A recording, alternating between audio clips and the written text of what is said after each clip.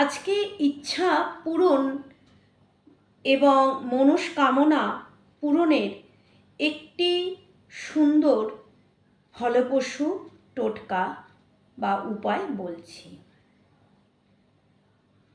আমরা ইচ্ছে পূরণের জন্য বা আমাদের মনস্কামনা পূরণের জন্য কি করব, কোন দেবতাকে ডাকব, এই বিষয়ে অনেকেই অবগত থাকে না।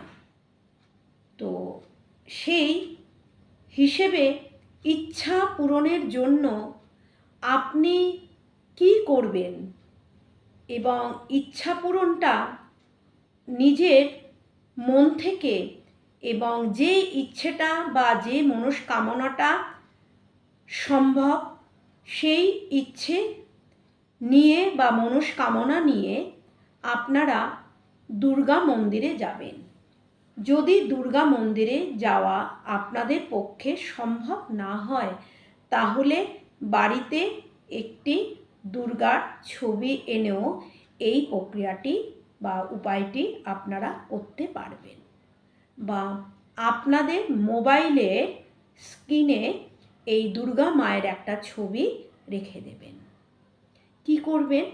একটা লাল রঙের চুন্নি নেবেন, কিছু সামান্য সাদা, হলুদ, লাল বা বিভিন্ন রঙের ফুল নেবেন, আর একটা প্রদীপ নেবেন, কিছু সাদা মিষ্টি নেবেন আর একটা নারকেল নেবেন।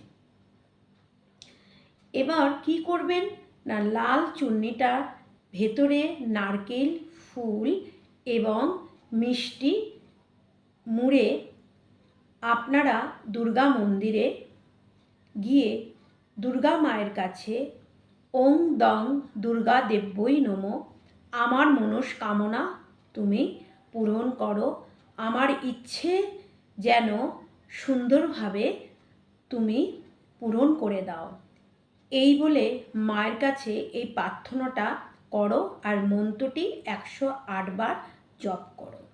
পুজোর পরে যখন পুজো করবে তারপরে দুর্গা মন্দিরে একটা প্রদীপ নিয়ে যেও এবং প্রদীপটি জ্বালিয়ে দিও। আর পূজার শেষে তোমরা মিষ্টি আর নারকেলটা সবার মধ্যে ভাগ করে দিও। আর চুন্নিটা যদি পারো দুর্গা মন্দিরে নিবেদন করে দিয়ে আসো, যদি সেটা সম্ভব না হয় তোমাদের আলমারির ভেতরে রেখে দাও। দেখবে তোমাদের ইচ্ছার যে পরিপূর্ণ পাচ্ছিল না সেই ইচ্ছা বা মনস্কামনা পূরণ হবে। যদি ভালো লাগে তবে আমার ফেসবুক বা ইউটিউব থেকে যারা দেখছো তারা লাইক কমেন্ট করবে এবং অপরকে দেখার মতো সুযোগ করে দিও। আর সর্বশেষে একটা কথাই বলবো যে বিশ্বাসে মিলায় বস্তু তর্কে বহুদূর। এই মন্ত্র বা এই উপায়টি যারা করেছে তারা ফল পেয়েছে এবং তোমরাও করো, তোমরাও ফলপ্রাপ্ত হবে। কমেন্টে লেখো জয় শ্রী শ্রী দুর্গা মার জয়।